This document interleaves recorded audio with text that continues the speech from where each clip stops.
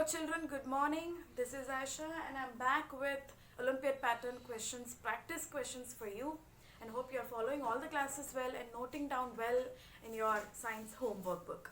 So today we'll be continuing with your lesson getting to know plants in a better way. Okay? So let's quickly go ahead and see some questions.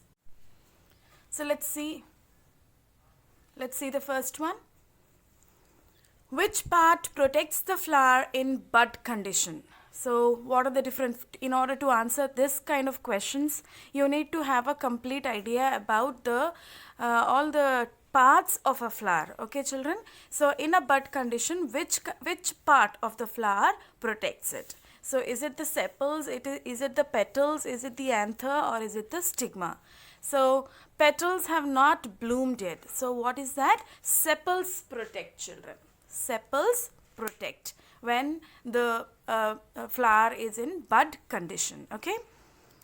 Because you can see that the petals have not completely opened up. It's only like you can see the green colored small petal like structures at the end, at the bottom of the bud, which protects it, okay? Coming to the next one. Which of the following should come in the empty box below? Such questions will be asked more in the Olympiads, children. You can see here, there's one box here, there's one box with a question mark. You have to fill in what should come in this question mark. So water from roots, then what happens? Then it comes to water in leaves. So you can see what is the direction of the water flowing in a plant. So first the roots take up the water, and then what happens, where does it go, and then you can see the water in the leaves. So is it the flowers, is it the stem, fruits or seed? It is undoubtedly the stem. Through stem only the water gets circulated, right? From the roots through the stem to all the parts of the plant.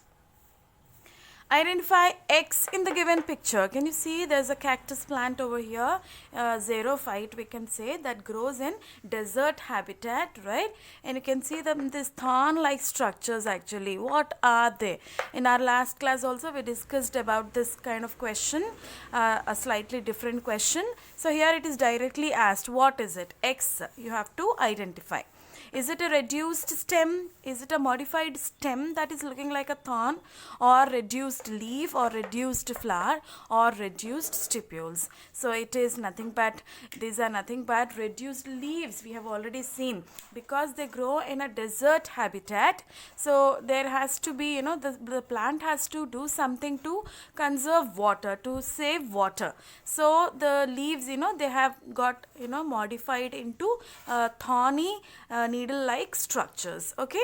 So these are actually reduced leaves, children. Next one. In which of the following processes do plants lose water through leaves and stems? So what is that process called where the plant loses water? So what is that called? It's called transpiration, children. Not respiration, not photosynthesis, not pollination. It is called as transpiration. Okay, children? Let's see some more questions now. So you can see here the fifth question, children. Parallel venation is observed mostly in which of the following plants? So we have seen different types of plants actually classified into different kinds: monocots, dicots, thallophytes, bryophytes, xerophytes, etc. So out of these, parallel venation, where the veins, the mid ribs, like what is that, the design on the flower, that goes parallel, not reticulate. We know that venations are of two types: parallel venation and reticulate venation. So the parallel venation is mostly seen in which kind of plants here? So the correct answer is monocots, children. So you need to be clear with the concept over here, okay? It is monocots, children. Sixth one. Which of the following is the swollen part of the pedicel? So we know that a flower has a pedicel that holds it to the stem, and which part is actually the swollen part here, children? Is it the petiole, is it the stipule, or is it the sessile or the thalamus? So this also, it's a concept based question, children. So you need to have a clear idea. It is the thalamus, okay? Now identify X in the given picture. You can see where the X is shown over there, okay, in this region. So what is it? Lamina, petiole. Here some like a small branch is shown where leaves are there, and X you have to find out. A lamina, petiole, midrib or vein. What is it, children? It is nothing but petiole. Okay. So which of the following represents X in the given statement? What is the statement? Let us see. X bends towards light and transports minerals, water and food. So what is this phenomenon called, children? What is this phenomenon called? It is called as phototropism. Do you remember? So what happens in phototropism? The stem, it bends towards light. Right? What bends towards light? The stem. So that the whole plant, as if it is bowed, it bends towards light. And why is that happens?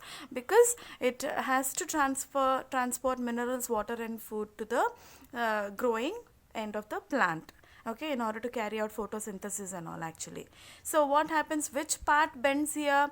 X bends. So what is that part which bends towards light? It is nothing but stem, right? So I expect all of you to please note down. I hope you are following all the Olympiad practice questions well, and you are making a note of all these things. It will be really helpful for you as the Olympiad exams also are approaching, right? So you can just go through all the questions which I taught till now, and surely you will do well in the Olympiad examinations. Okay, children. So please note down this also, and all the best for your Olympiad exams. Thank you.